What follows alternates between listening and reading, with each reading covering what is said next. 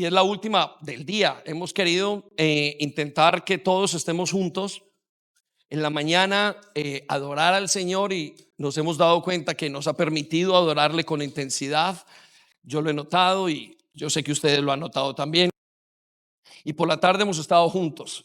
Y para los que vivimos en Londres y en el Reino Unido sabemos que significa un tiempo libre. ¿A que sí? ¿Cierto que sí? Denle un aplauso al Señor entonces. Este va por Quique, vamos. Entonces para nosotros es un descanso estar acá.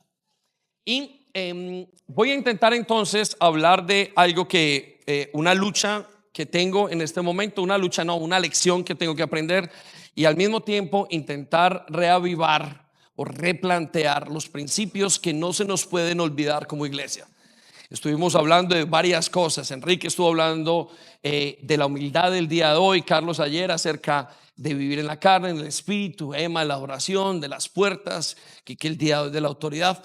Y me gustaría que nos fuéramos, para los que se van, aunque mañana tenemos el último devocional con Enrique, que hablemos de los últimos principios, de los principios básicos para podernos ir y para no dejarnos engañar. Entonces, la prédica de hoy le podemos llamar, si lo quiere poner allí en su hoja de notas, en cómo luchar contra el espíritu del anticristo y mantenernos firmes en la vida cristiana.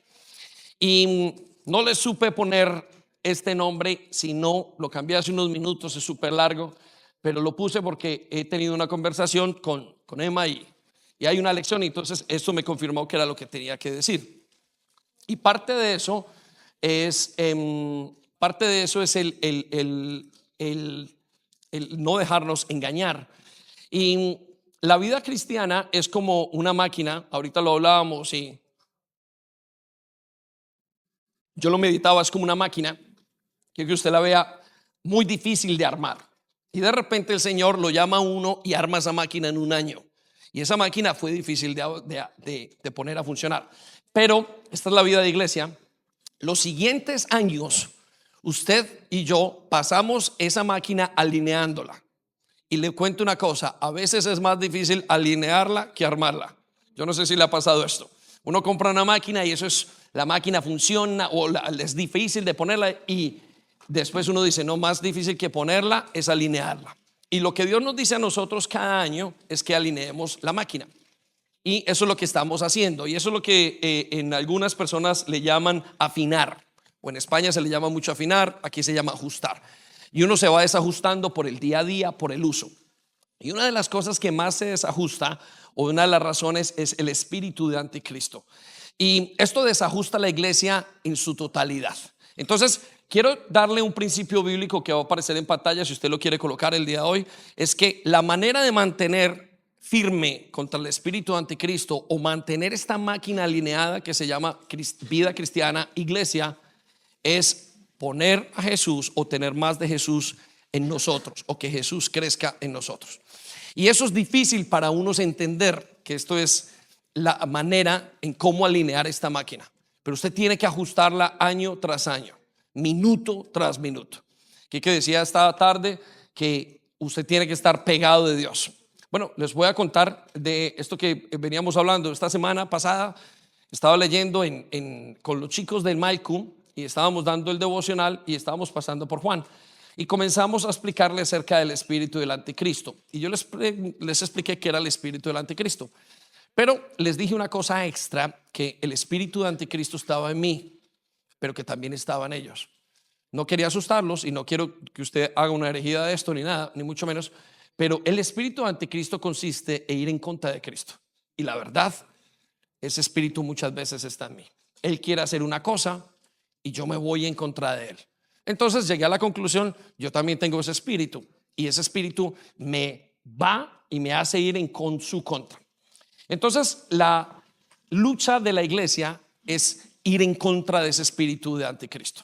Y voy a llevarlo a un texto bíblico para que lo podamos ver de una mejor manera, y los chicos de Michael lo van a saber de qué estamos hablando. Primera de Juan capítulo 4 versículo 1 al 6. Y rápidamente quiero que usted señale o resalte algunas cosas de esta lección o pasaje. Dice: amados, no creáis a todo espíritu. No creáis, quiero que circule la palabra no creáis. a todo espíritu. Dice, sino probad los espíritus si son de Dios.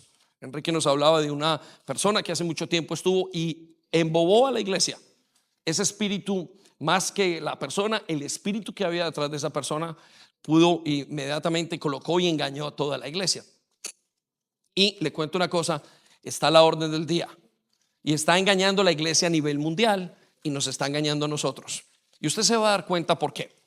Y dice, ¿por qué? Porque muchos falsos profetas han salido por el mundo. Muchos falsos profetas, señale esas palabras, muchos. Versículo 2.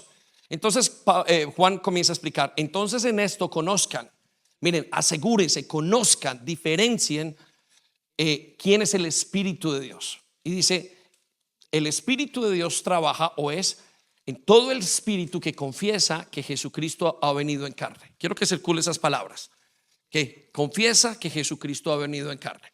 Ahora, esta palabra confesar que Jesucristo ha venido en carne tiene la connotación de que Jesús vino, murió por nosotros, hizo Emmanuel, resucitó. Pero es aquel que confiesa que Jesús es todo. Es aquel que confiesa que Jesús es el centro de todas las cosas. Y luego dice a continuación, ese espíritu es de Dios. Versículo 3. Y todo espíritu que no confiesa que Jesucristo ha venido en carne, resalta esas palabras, esa frase, no confiesa que Jesucristo ha venido en carne, no es de Dios. Todo espíritu que va en contra de todo lo que Dios diga a nosotros, y ya no estoy hablando solamente de la doctrina, ahora quiero afinar con usted y conmigo. Todo espíritu que en mi corazón me hace rechazar las pequeñas cosas de Dios, es espíritu anticristo. Mi madre, yo tengo tanto de eso y yo sé que usted también. Es una lucha continua. Es como si ese espíritu se metiera y uno dice, no sabe cómo, obviamente no puede estar dentro de nosotros, pero nos aflige. Algunos de ustedes lucharon hoy para venir acá. Algunos de ustedes están luchando, casi que tirando la toalla. Otros de ustedes están diciendo, y quizás mientras estaban predicando, usted sacaba ideas, sacaban conclusiones, pero esto es así, pero esto no es así, me gusta esto, me gusta lo otro. Bueno, todo. Algunos se quejaron en este momento. Y ese espíritu es un espíritu de engaño ferocísimo. Y es un espíritu de engaño que es capaz de ponerlo, aún estando en la iglesia, de tenerlo a usted y no dejarle ver nada de Cristo. Y le voy a explicar unas cosas en un minuto. Note lo que sigue a continuación. Todo espíritu que no confiesa que Jesucristo ha venido en carne no es de Dios. Y este es el espíritu del anticristo. ¿El espíritu de qué? ¿No se escucha? ¿El espíritu de qué? Del anticristo. Quiero que circule esas palabras, resáltelas. Este es el espíritu del anticristo, el cual vosotros habéis oído que viene y que ahora está en el mundo. Ahora está funcionando, está hiper mega activo. Y lo tenaz es que no está con los brujos, no está afuera en los conciertos. El problema es que está aquí en la iglesia y está en medio de nosotros. Está en medio de nosotros haciendo estragos. En mí como pastor, en usted, en su familia, en sus hijos. Yo lo noto a veces. Lo noto con mi hija, lo noto con mis hijos, lo noto con mi esposa, conmigo. Noto en reacciones que tengo, noto en mi relación.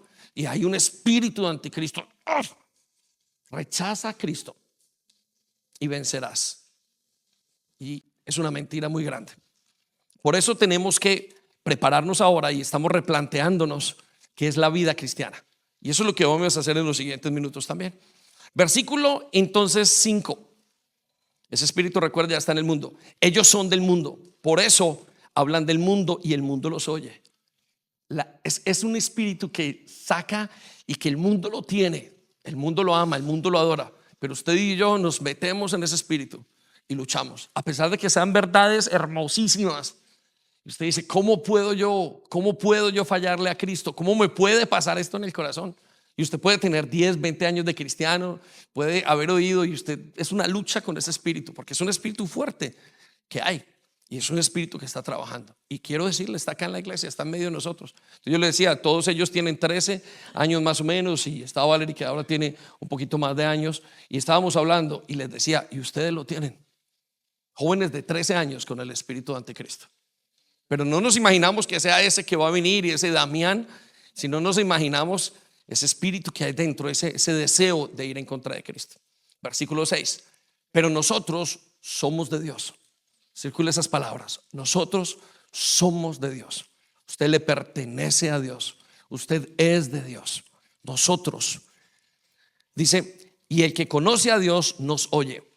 El que no es de Dios no nos oye. Y en esto conocemos el espíritu de verdad y el espíritu de error. En los siguientes minutos entonces voy a intentar replantearnos como iglesia 5 aspectos importantes para quitar el espíritu de error. Y quiero llevarlo quizás a la parte más sencilla de la vida cristiana. Entonces lo voy a llevar al primer propósito. El propósito o el primer principio, el primer aspecto de la vida cristiana. Y es que el primero es el propósito general de la vida cristiana. Y eso es lo primero que tenemos que replantear.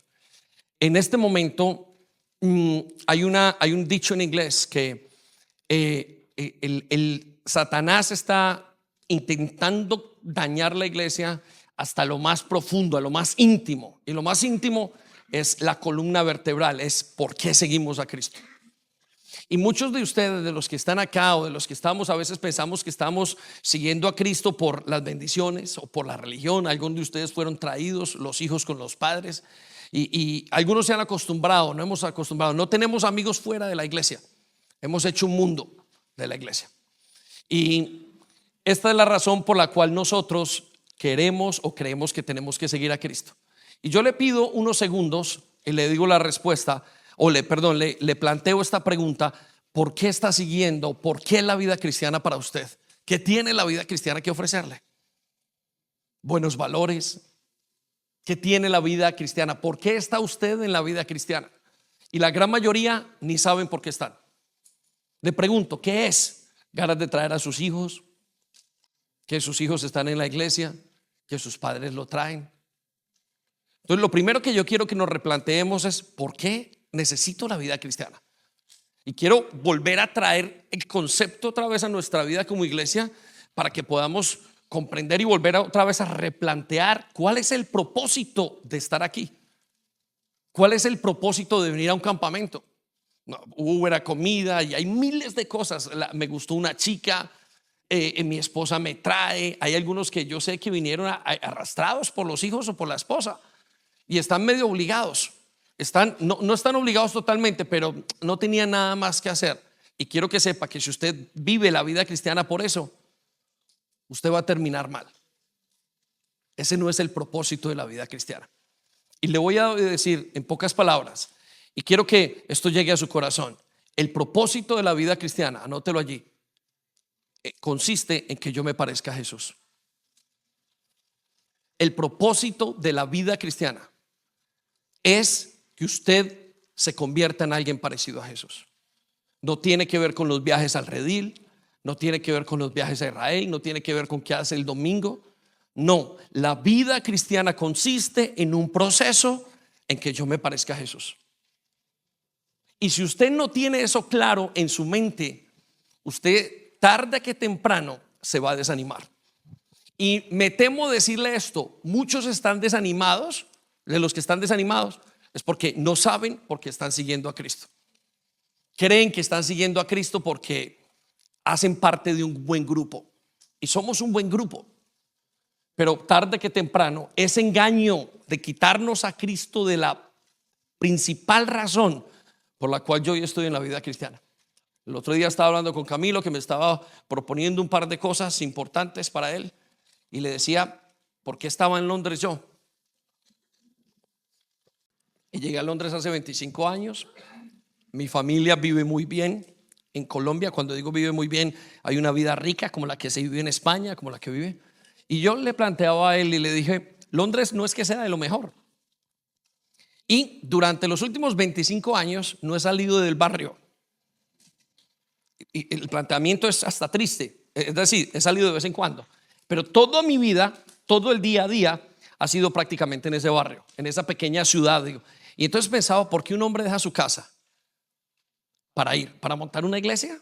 ¿No se puede montar en Colombia? ¿Para hacer qué? ¿Por los hijos? ¿Por la familia? Y de repente llegué a la conclusión: estoy aquí porque Dios está utilizando esto para que yo me parezca a Cristo.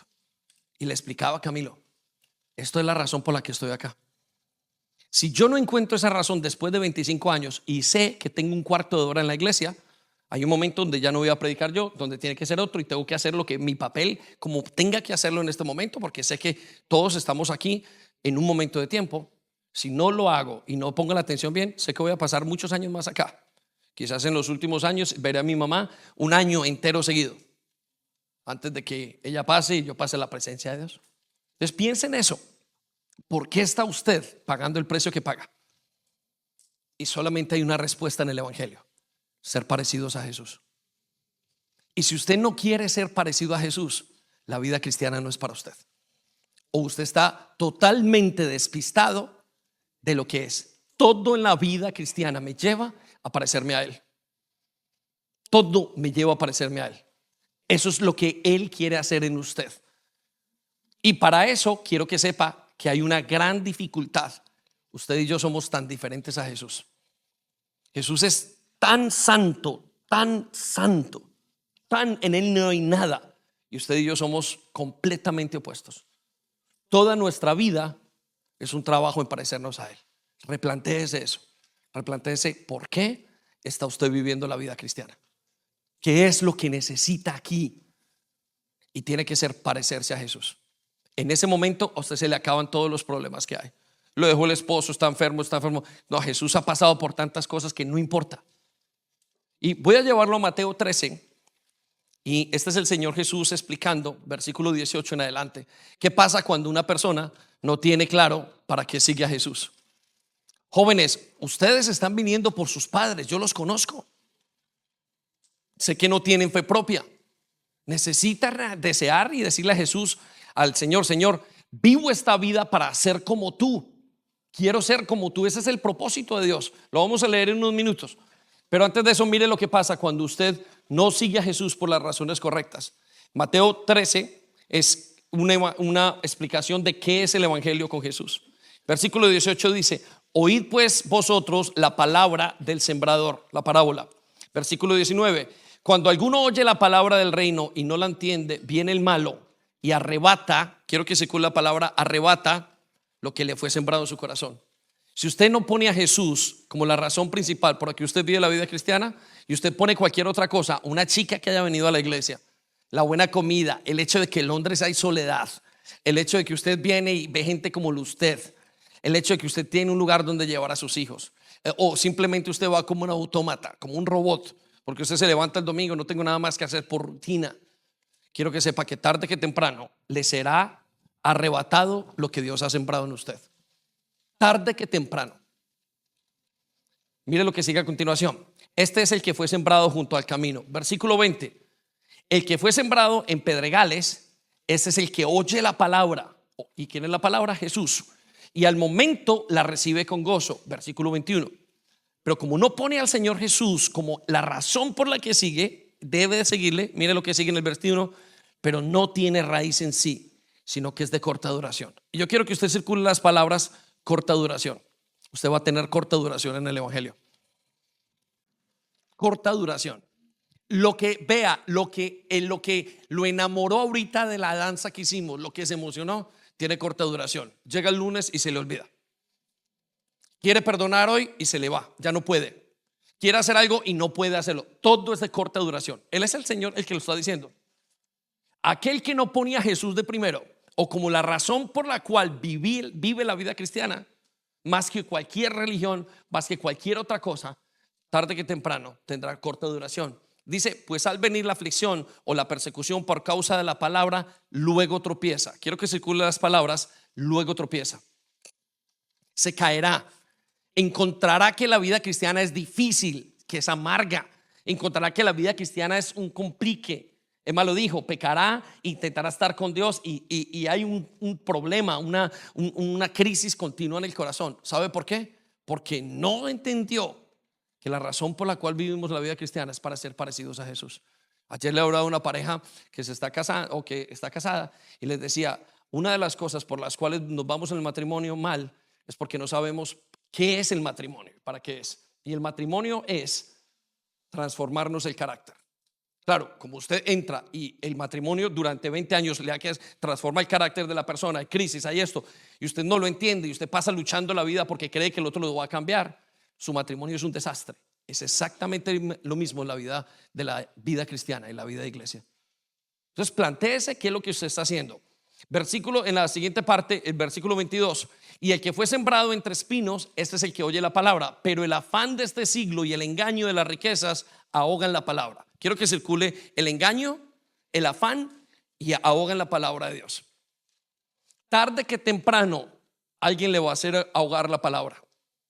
Tarde que temprano, 1, 2 años, 4 años, una infidelidad, una situación, un tropiezo, alguna cosa en su carácter va a hacer que la palabra se ahogue. Y mire lo que pasa a continuación: y se hace infructuosa. Quiero que circule las palabras: se hace infructuosa. Es tan fuerte esto que la persona, no, todo lo que haga Cristo no sirve en la persona, solo porque no supo que tenía que ser, que todo lo que Dios iba a hacer en la vida cristiana es parecernos a Jesús. Es decir, usted entró por esa puerta sin Jesús y toda la labor de la iglesia es una sola: hacer que la persona sea parecida a Jesús. Todos esos 30 años que usted entró en la casa de Dios es un ejercicio continuo, día y noche y día, para que usted termine pareciéndose a Jesús. No para enriquecerse, no para hacer otra cosa, no para casarse, no. Todo el plan de Dios es que usted termine pareciéndose a Jesús. Voy a llevarlo a lo que dice Romanos 8:28. Mire lo que dice: porque a los que antes conoció también los predestinó. Quiero que circule: a los que antes conoció. Eso somos nosotros. Pongan la parte de arriba: nosotros. A nosotros, los que él dijo que había predestinado, dice, también los predestinó para que fuesen hechos conforme a la imagen de su Hijo. Y si usted puede subrayar las palabras: para que fuesen hechos conforme a la imagen de su Hijo. Usted ha sido llamado para ser hechos conforme a la imagen de su Hijo. Miren, algunos de ustedes fueron invitados hoy a este lugar. Algunos estaban fuera de Cristo, otros están. Miren, lo invitamos para que usted sea parecido a Jesús. Se lo pongo así. ¿A qué lo invitamos? ¿A tener un buen fin de semana, a descansar? No, señor. Lo invitamos. Todo está diseñado de alguna manera, entrelazado y comunicado para que usted se parezca a Jesús. Por eso están haciendo un sancocho de grande, por eso ponen todo, por eso lavan los baños, por eso limpian, por eso hay alabanza. Todo es un solo sentido: que cada uno de los que está aquí se parezca a Jesús. Y ese es el trabajo de la iglesia. Ahora usted se preguntará qué significa parecerse a Jesús, y lo voy a decir rápidamente. El Padre es perfecto, el Hijo es perfecto, el Espíritu Santo es perfecto, por consiguiente la iglesia es perfecta, pero tiene que mostrarse dentro de usted. Todo el proceso de parecerse a Jesús es que Jesús termine expresándose dentro de usted hacia afuera. Eso es lo que Él está haciendo. Él ya está en su corazón. No es que necesiten hacer, Él ya nació, Él está ahí. Ahora usted tiene que dejar y mostrar a Jesús. Y ese es todo el proceso de dificultad que tenemos nosotros todo el día. Ese es el cambio. Eso es la vida cristiana. Entonces replantéese: ¿para qué sigue? ¿Para qué es la vida cristiana? ¿A qué va a volver a Londres? ¿Para qué sigue en esta iglesia? ¿Para qué lee la Biblia? ¿Para qué va a una vigilia? ¿Para qué tiene amigos de célula? Y por favor, coloque el planteamiento correcto: es parecerse a Jesús. Todo lo demás es anticristo. Toda lucha que usted tenga en el corazón en contra de ese concepto es ir contra de Cristo. Usted le está diciendo: no quiero, Cristo, no quiero ser parecido a ti. O le estamos diciendo cuando nos negamos a eso. Lo llevo entonces al segundo principio, el segundo aspecto de la vida cristiana que yo quiero invitarlos a que nos replanteemos como iglesia. Si somos una iglesia que quiere parecerse a Jesús, nada nos detiene. Nada nos va a detener, o nos va a detener ese problema de parecernos a Jesús, pero nosotros mismos detenemos ese problema, lo detenemos. Pero si nos vamos de acá y como iglesia deseamos ser una iglesia parecida a Jesús, que la gente piense, ame, sienta y entienda para qué está allí, usted ha entendido el evangelio. El segundo planteamiento que le quiero hacer es el proceso de la vida cristiana. El primero es el propósito de la vida cristiana, el segundo es el proceso. Y el proceso de la vida cristiana consiste en esto: usted fue salvo de la noche a la mañana, en un abrir y cerrar de ojos. Usted fue salvo, como dice el libro de Éxodo. Dios lo sacó de la tierra de Egipto y lo sacó para rescatarlo. Pero quiero que sepa esto: su vida necesita un proceso. Parecerse a Cristo es un proceso muy tenaz. Ya le dije que nosotros somos muy diferentes al Señor. Somos tan diferentes. Él es santo y nosotros somos pecadores. Y Él tiene que transformarnos. Y ese es el proceso de la vida cristiana. Si usted no entiende que la vida cristiana tiene un proceso, usted se quema en el camino. Y usted no da la talla. Usted para el proceso. Y ese proceso de la vida cristiana se llama santificación. Entonces le voy a decir cuál es el verdadero proceso de la vida cristiana. O cuál es ese concepto, cómo lo tiene que replantear. Mi santificación, anótelo allí, ocurre por depender del Espíritu y no de la mente. Y aquí quiero dar un par de ideas porque Carlos ya trabajó sobre esto esta semana y ya lo veníamos hablando con Emma, y que enseñarle a la iglesia. La iglesia necesita aprender que la vida cristiana no se vive en la mente, sino se vive en el Espíritu. Pero ¿a qué se parece esto entre todas las cosas? Y no creo que pueda añadir mucho. Miren, le voy a contar. El alma, su mente es tan impresionante que copia todas las cosas del Espíritu. Y muchos creyentes están en el día a día viviendo su vida cristiana en su mente porque la copian. Entonces, lo voy a explicar. En estos días vino una mujer y me decía, pastor, hace meses, vino una mujer y me dijo, pastor, yo pensé que este hombre que llevaba varios tiempo en la iglesia era un hombre que yo podía confiar. Y yo para mis adentros dije, ¿cómo puede confiar en este hombre? Si yo conozco su vida privada y yo sé que este hombre no vive espiritualmente. Este hombre vive al contrario. Este hombre vive en el alma. ¿Y sabe cómo la engañó? La engañó porque el hombre copió la manera de hablar, la manera de expresarse y ciertas cosas de la vida cristiana. Ese hombre estaba viviendo en la mente y no en el Espíritu. ¿Qué es la santificación? La santificación es su transformación entre un pecador y alguien parecido a Jesús. Ese es el proceso. Y les digo esto, ese proceso dura toda la vida. Su santificación y mi santificación dura todos los días, toda la vida. Y si usted no está y no entiende que esto es un propósito de su vida, de Dios en su vida, el vivir esta santificación, usted se va a quemar tarde que temprano. La vida cristiana tiene que vivirse y tiene que pasarse un continuo proceso. No es fácil que usted y yo nos parezcamos a Cristo. Voy a darle un par de versículos que son muy importantes en este versículo para simplemente añadir algo a lo que Carlos decía. Primera de Corintios capítulo 15. Pablo le dice a la iglesia cómo hacer que ese proceso siga adelante. Cómo ser santificados o cómo acelerar ese proceso si se puede acelerar. Y usted se pregunta, ¿por qué muchas veces hay personas que en el día a día crecen más que otras en la iglesia? Y la razón es que están más dispuestos a ser santificados que otros. Entonces, pregúntese en este momento, ¿cómo está viviendo usted la vida cristiana? ¿Cómo está viviendo este cristianismo?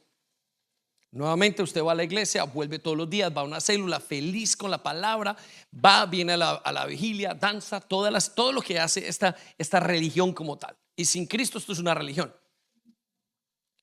Pero para poder ser transformados, usted tiene que llevar cada cosa, como decía aquí que ahora, preguntarle al Señor, ¿qué hago hoy? ¿Qué hago hoy? ¿Qué hago hoy?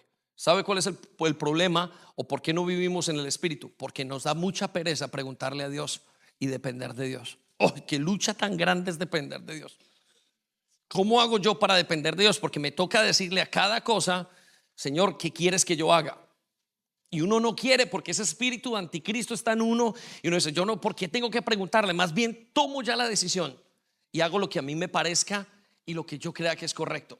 Y eso es vivir la vida en la mente, no vivir la vida en el espíritu. Entonces Pablo nos dice en Primera de Corintios capítulo 15 versículo 1 cómo se transforma el creyente. Mire lo que dice: además os declaro, hermanos, el evangelio que os he predicado, el cual también recibisteis. Quiero que circule la palabra recibisteis. El evangelio tiene que recibirse. Pablo dice, tienen que recibir, tienen que tener anhelo de recibir lo que Dios les va a dar. Anhelen recibir al Espíritu, anhelen recibir la palabra que escuchan, Ahorita cuando estaban hablando en una o dos o varias predicaciones, yo le decía por dentro al Espíritu Santo: Señor, que no me pierda yo esta lección, que yo no deje de aprender esto. Señor, si tienes que hacerlo. Y quiero decirle una cosa: tengo mucho miedo a veces de lo que Dios va a hacer dentro de mí. Uy, ¿cómo le tengo? A veces digo: Señor, y si tú metes una, si metes la otra. Y hay gente muy valiente que le dice: Señor, rómpeme a mí. Pero en esa decisión, en esa palabra que usted está, cuando ahorita que estaban hablando: Señor, haz lo que yo viva en el Espíritu. Claro, voy a tener que renunciar a cosas dentro de mí. Eso es muy difícil, pero usted dice la Biblia que tiene que anhelarlo, que tiene que recibirlo si quiere que pase. Tiene que estar allí donde usted está sentado en ese momento, y cada vez que usted escucha la palabra de Dios, la predicación, usted tiene que decir: Señor, dámelo a mí, dámelo a mí, dámelo a mí.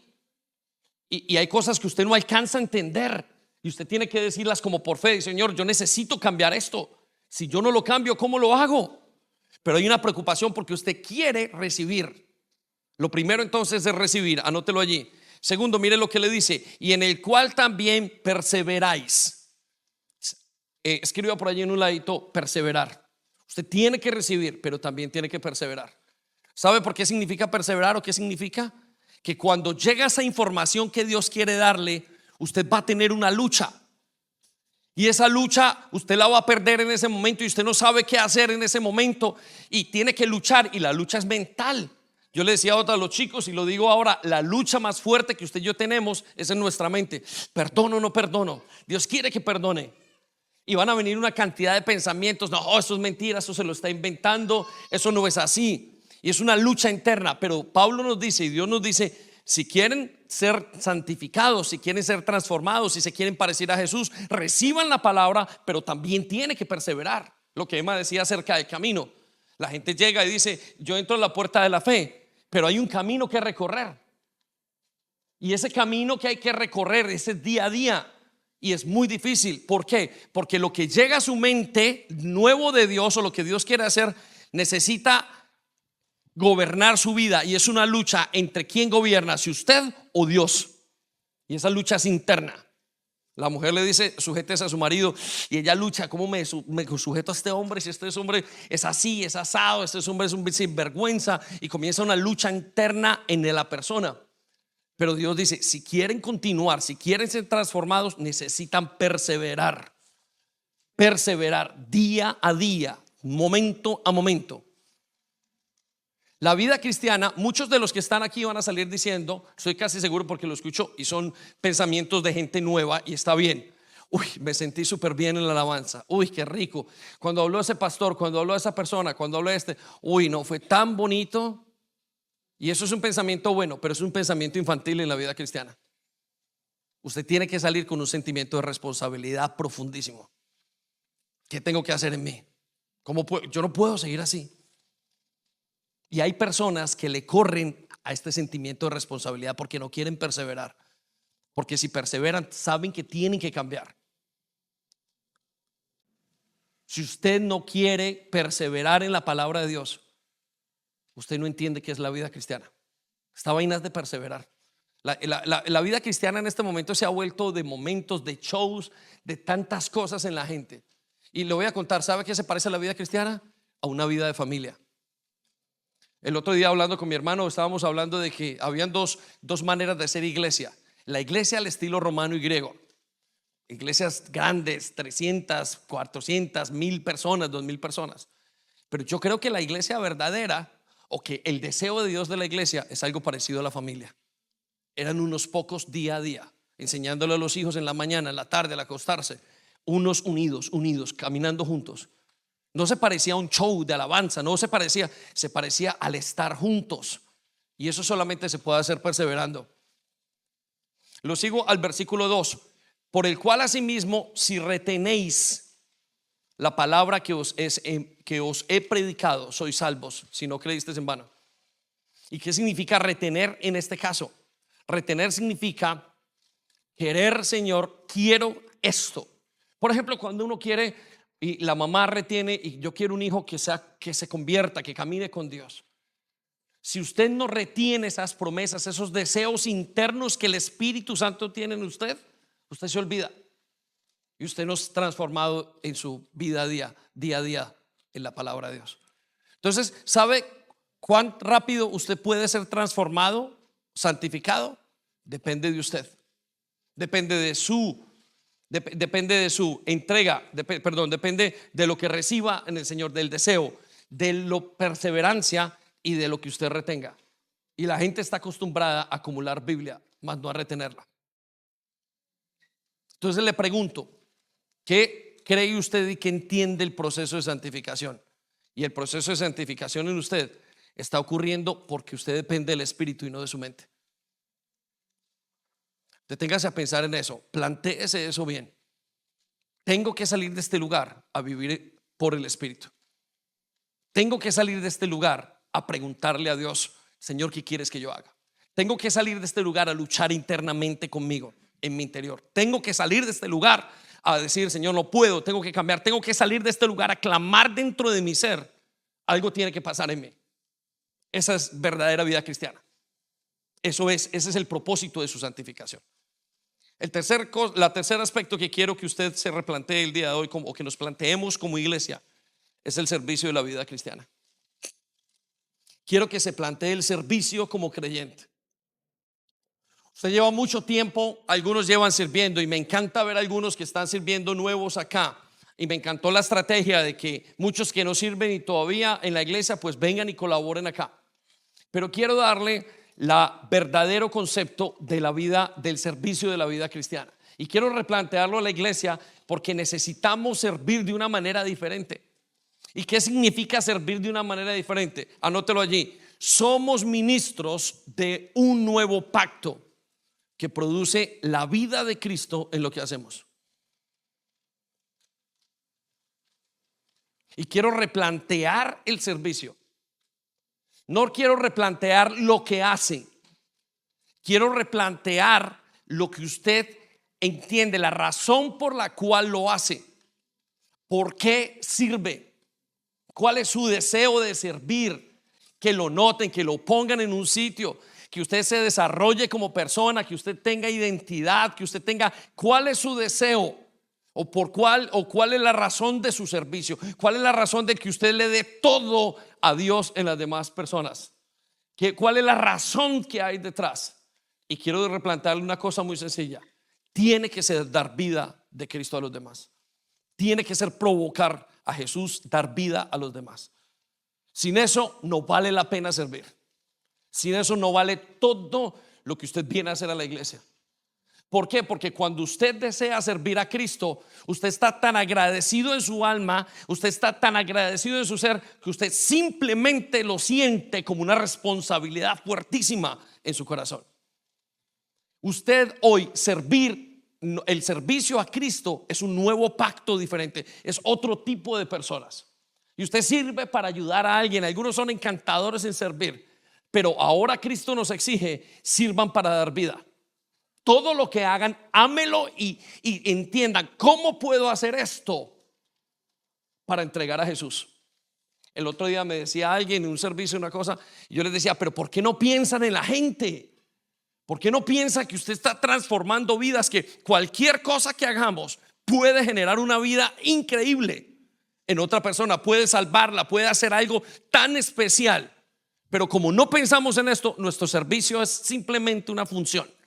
Simplemente algo que nos es dicho en esto, y creemos que le estamos haciendo un favor a mí, creen que le están haciendo un favor a la iglesia, creen que tienen el tiempo libre, pero eso no es servir.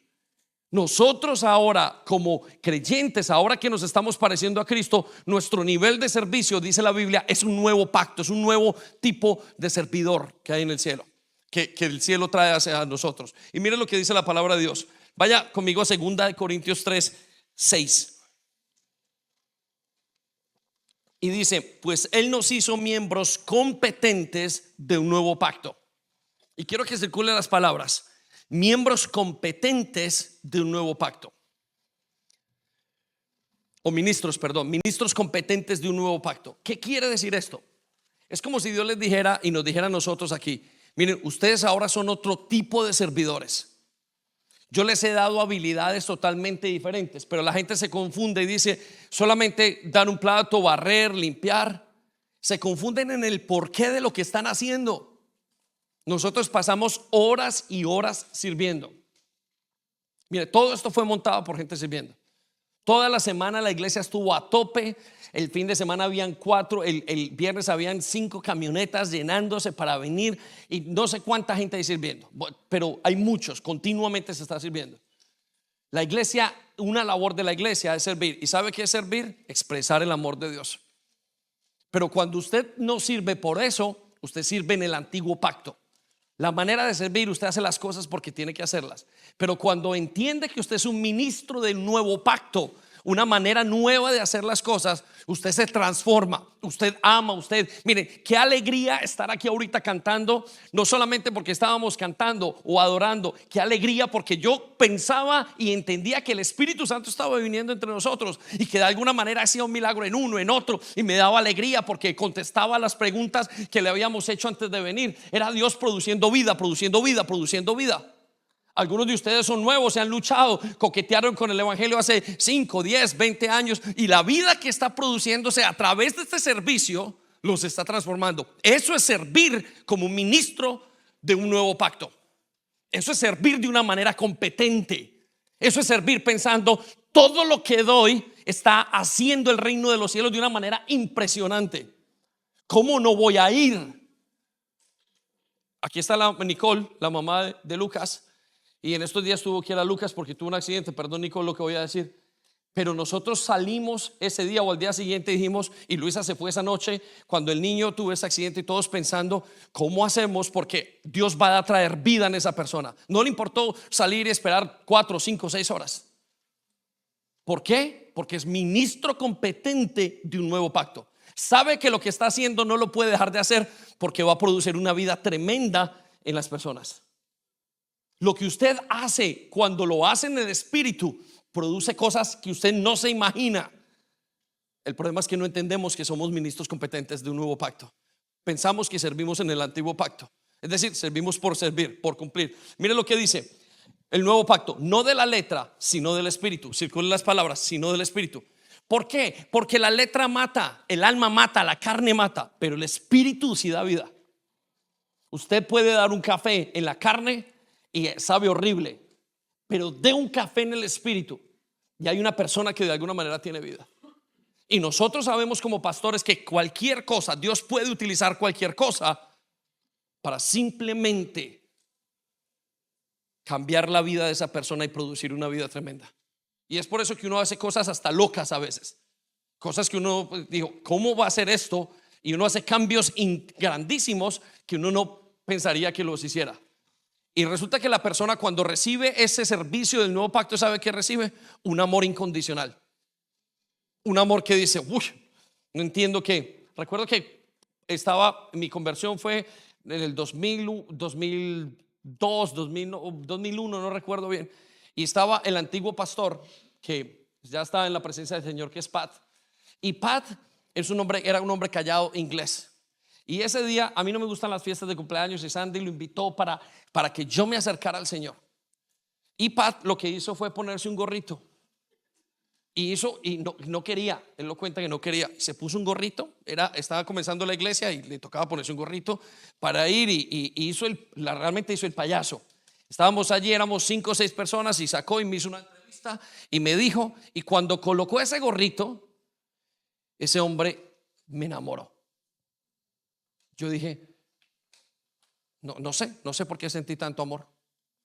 Y sentí un amor tremendo, que cuando lo llevaron de vuelta, ellos duraron más o menos 3 años aquí. Cuando íbamos lo dejé en el aeropuerto y volví, venía llorando en el carro.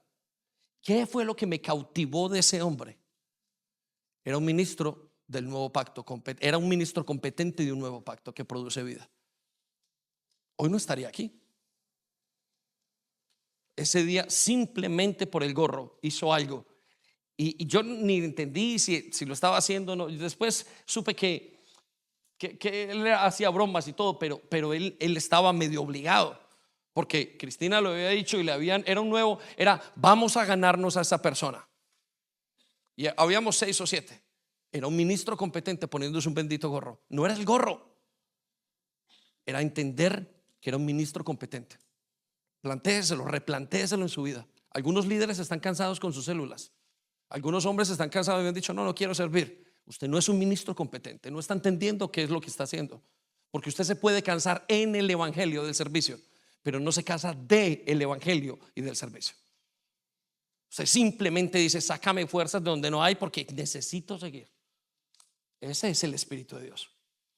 Mire lo que sigue a continuación, versículo 7. Y si ese ministerio, el de antes, que llevaba a la muerte, cuya letra estaba grabada en piedra, fue tan glorioso que los hijos de Israel no podían ni mirar al rostro de Moisés debido al resplandor que su rostro reflejaba, aunque era un resplandor efímero. En pocas palabras, era tan grande lo que ellos, el tipo de servicio antes, es tan hermoso servir a las otras personas. Versículo 8 dice, ¿no será este más glorioso aún el ministerio del Espíritu? Esta iglesia está hecha a punta de servicio. Usted que en este momento se duerme en los laureles, quiero que sepa, esta iglesia está fundada en el ministerio competente de un nuevo pacto. Es decir, por amor a usted, algo pasa para traerlo. Por eso nos hacemos judíos a judíos, griegos a griegos, porque amamos y uno está y uno simplemente quiere. Y usted no se imagina las conversaciones de los pastores y de algunos luchando, de estos ministros competentes, luchando en la mente a la hora de servir. Y está hablando con una persona, Espíritu Santo, ¿qué le digo? ¿Qué le digo que pueda enamorarte? Yo sé que le puedo decir la verdad. ¿Qué le digo que pueda encoger su corazón y transformarlo? Eso solamente lo hace una persona que piensa que está haciendo un servicio de un nuevo pacto. Le pregunto, ¿cómo está sirviendo usted, servidor? ¿Y cómo van a servir ustedes que vienen detrás? Aquellos que estuvieron y visitaron iglesias, sus pecados, dice la Biblia, son perdonados, pero tiene que comenzar una nueva carrera. ¿Y cómo están aquellos que han sido llamados hace muchísimos años en el evangelio y no están dando la talla de un ministro competente, de un ministro competente de un nuevo pacto? Por eso no es glorioso nuestro servicio muchas veces, porque no estamos sirviendo como ministros competentes. Vuelva otra vez a tomar ese llamado. No es lo que haga, es para quien lo hace. Vuelva otra vez a enamorarse de ese llamado otra vez. Señor, tú me estás llamando a cosas maravillosas. Entonces contaba a alguien que en la iglesia simplemente limpiaba las sillas, pero cuando limpiaba las sillas, ¿sabe qué era lo que pensaba? Aquí se va a sentar una persona salva. Ahora la gente que no es competente de este, o los que no viven y no entienden no se han replanteado este nuevo servicio de un ministro competente, dice, lo tengo que limpiar porque me dijeron. Pero cuando usted está lleno del Espíritu y es ministro competente, Señor, aquí se va a sentar alguien. Mire, uno como pastor sabe y uno sabe quién le falta en esa silla cada fin de semana, porque uno quiere dar vida. Pero no somos nosotros los pastores los únicos que hemos sido llamados a eso. Usted está llamado y usted puede decir hoy, no quiero ese llamado, pero está desperdiciando y está negándose el llamado de una nueva manera de servir, un nuevo pacto. Téngalo en la mente, porque eso es lo que Dios les está llamando.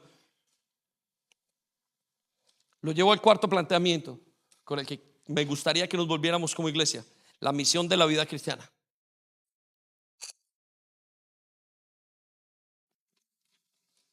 No los queremos entretener.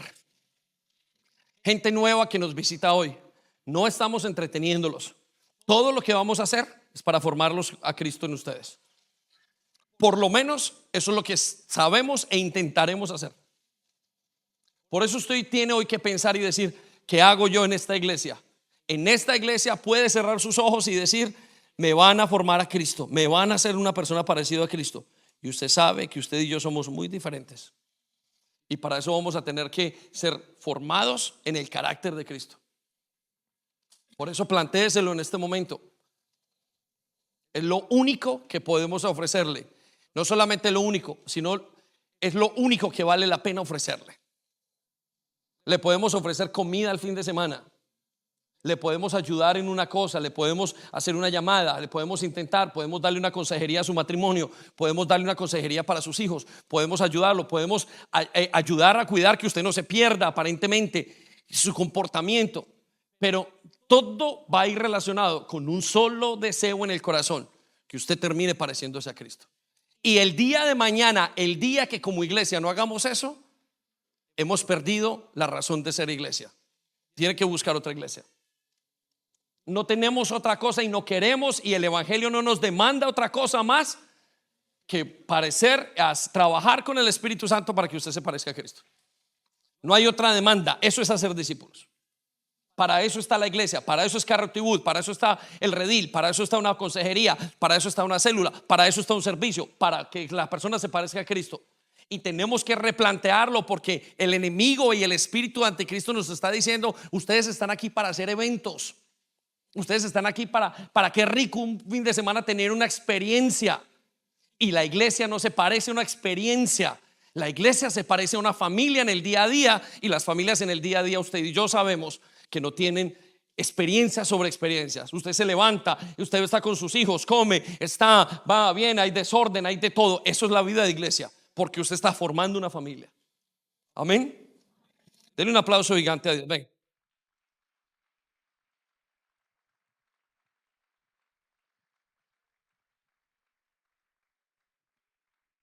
Rápidamente lo llevo al cuarto aspecto que me gustaría que nos volviéramos otra vez a replantear, y es la misión de la vida cristiana.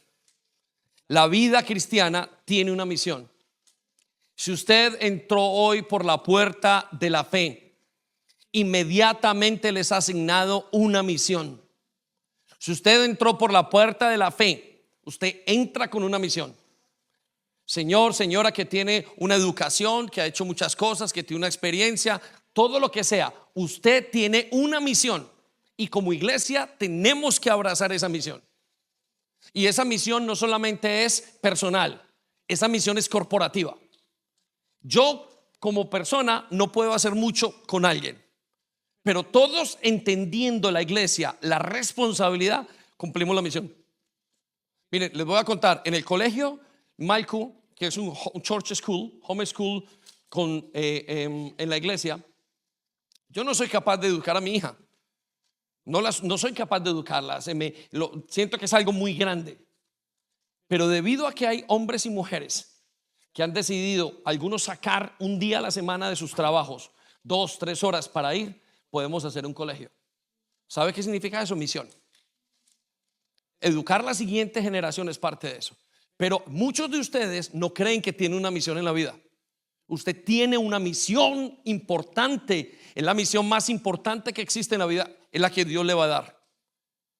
Pero quiero decirle esto: muchos creen que la misión de la iglesia es, y voy a replantear esto y yo quiero que me escuche muy bien, es tirar a las tinieblas, es quitar el mal de la tierra, es evangelizar y alcanzar.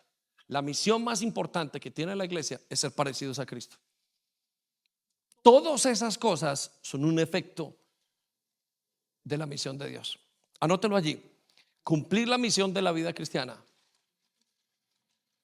es un efecto de vivir a Cristo. La misión de la vida cristiana es un efecto de que usted esté viviendo a Cristo.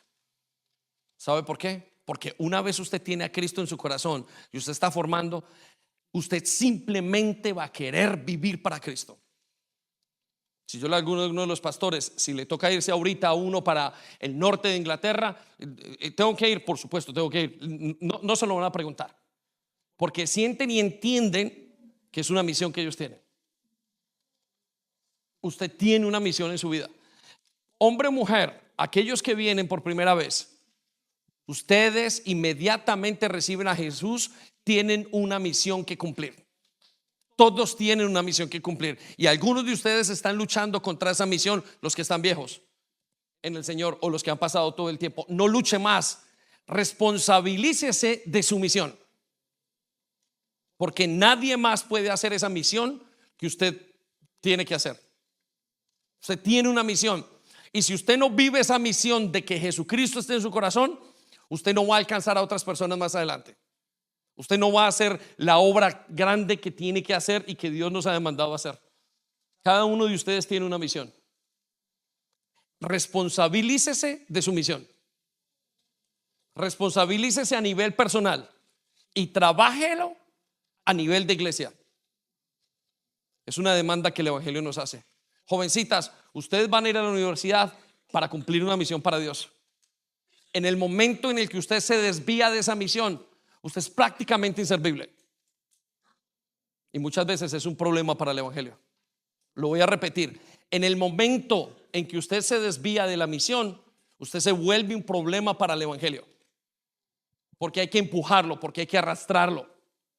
Y usted dirá, pero pastor, nadie creyó en mí, a mí me abusaron cuando era pequeño. Dios dice, todo el mundo tiene una misión en esta casa. Vaya conmigo a Efesios 4:13.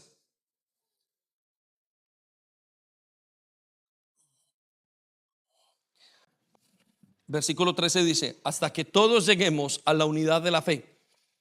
Quiero que circule la palabra todos y coloque iglesia. Hasta que la iglesia llegue a la unidad de la fe y del conocimiento del Hijo de Dios, a un varón perfecto, a la medida de la estatura de la plenitud de Cristo. Miren, cuando usted conoce la verdad, a Jesús, usted comienza a odiar la mentira. Cuando usted conoce la vida, odia la muerte. Cuando usted conoce a Jesús, usted quiere llevar una solución. Si no siente ese deseo de cumplir una misión en su vida, yo dudo que usted tenga a Jesús en su corazón.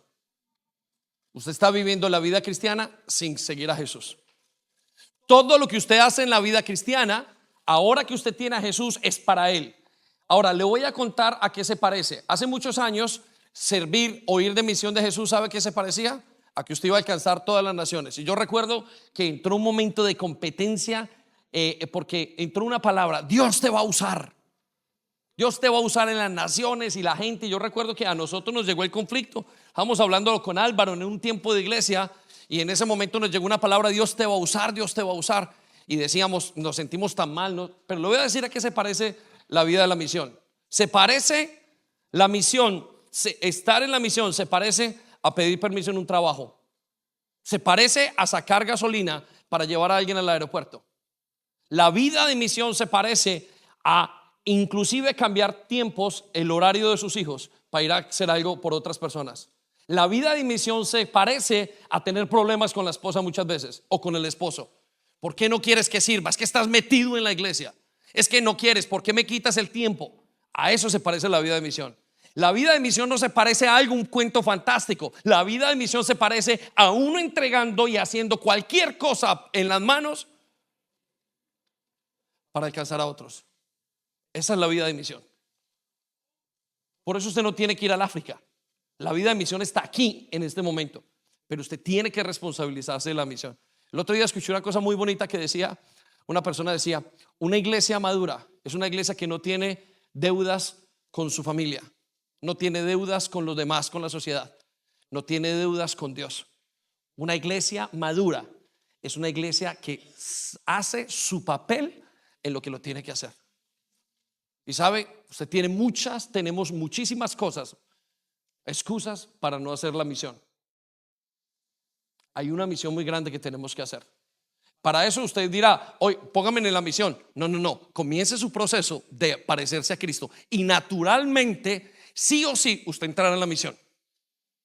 Sí o sí, usted querrá entregarlo todo por la misión. Y la misión se parece a problemas. La misión no se parece a multitudes. La misión se parece a una entrega interna. Y ya Dios después lleva esa entrega a cualquier parte. Les voy a decir una verdad. Hoy me siento aquí como iglesia y como pastor como cualquiera. Todo el mundo está haciendo algo, y no es más importante a lo que yo estoy haciendo. Y vuelvo y lo repaso en mi mente. Y vuelvo y lo repaso. Misión no se parece a nada. Misión se parece a negarse a sí mismo y seguir a Cristo. Replantees eso, por favor, para volver a Londres. Replantees eso para volver esta semana cuando esté cansado. Replantees eso cuando tenga que pedir un permiso en su trabajo. Replantees eso cuando usted tenga que hacer y programar su presupuesto para dentro de 10, 20 años. Replantees eso para qué le va a decir a su familia. Replantees eso para dejar el Netflix. Replantéelo. Replantee la misión como creyente. Y por último, quiero llevarlo al último aspecto que quiero que nos replanteemos: es el propósito de la iglesia.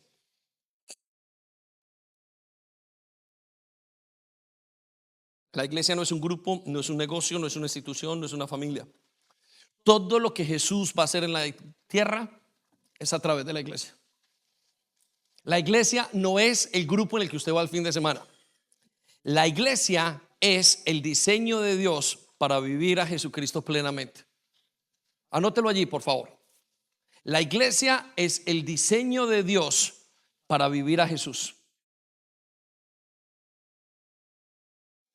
El Señor Jesús no murió por una nación o por una familia, murió por una iglesia. Si usted intenta divorciar su vida como creyente de la iglesia, es imposible. No se puede vivir sin iglesia. No se puede vivir sin iglesia. Jesús murió por una iglesia. Es imposible. La iglesia es el lugar donde Jesús va a utilizar para demostrar a Cristo. Y quiero que vaya conmigo a Efesios capítulo 1, versículo 22.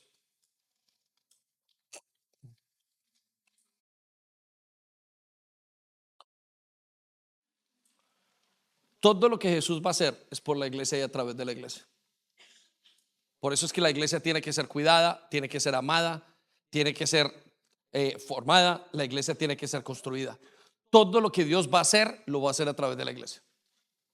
Usted dirá en lo profundo de su corazón, no, yo no necesito la iglesia. Todo lo que usted espere, las manos de Dios están a través de la iglesia. Los pies de Dios están en la iglesia. La cara de Dios es a través de la iglesia. El propósito de la iglesia es que usted y yo vivamos a Cristo plenamente.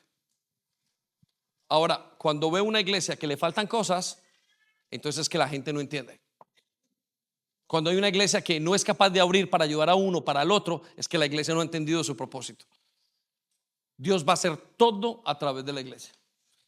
Dice entonces versículo 22, y sometió todas las cosas bajo sus pies y los dio por cabeza sobre todas las cosas a la iglesia. Quiero que circulen las palabras. Los dio por cabeza sobre todas las cosas a la iglesia. Circulen las palabras. Dios va a hacer todo a través de la iglesia. Nunca trate de divorciar a la iglesia de su relación con Dios. No se puede.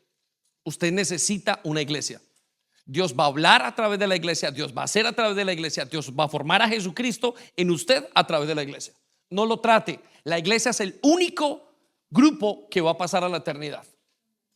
La iglesia es el único, no va a pasar la NASA, no van a pasar los equipos de fútbol que tanto aman, no va a pasar ni siquiera las familias. Va a pasar la iglesia, es lo único. Y por eso es que Jesús tiene que formar a la iglesia a través de nosotros. Entonces, quiero decirle esto. Está listo. Replantéese que va a ir a Londres, que va a volver a su lugar a hacer iglesia. Ese es el planteamiento que tiene que hacer. Y para hacer iglesia se tiene que olvidar de usted y de su reino. Tiene que volver a hacer iglesia. Esa es la demanda que el evangelio nos hace. Vayan, hagan iglesias. No hagan conciertos. No, vayan, hagan iglesia en su casa. Vayan, hagan la iglesia en su vida personal. Haga iglesia, viva iglesia, respire iglesia, coma iglesia. Eso es el propósito de Dios. Sin iglesia no hay Dios prácticamente. Es la manera como Él hace, como Él lo va a hacer. Y versículo 23 lo dice, la cual, ¿la qué? Es su cuerpo y la plenitud de aquel que todo lo llena en todo. Quiero que circulen las palabras, la plenitud de aquel que todo lo llena en todo. Quiero invitarle a que se replantee la iglesia. Quiero que se invitarlo a que replantee la razón por la cual la vida cristiana la está viviendo. Quiero invitarlo a que se replantee su proceso de santificación. Quiero invitarlo a que replantee su proceso de servicio. Quiero invitarlo a que replantee su misión. Y quiero invitarlo a que replantee su tiempo, su manera de vivir la iglesia. La iglesia es un regalo para usted y para mí. Y la iglesia somos nosotros. La iglesia no es el edificio. La iglesia somos nosotros. Póngase de pie y vamos a orar. Y vamos a pedirle al Espíritu Santo que si Él quiere, por favor, vuelva a plantear esto en nosotros.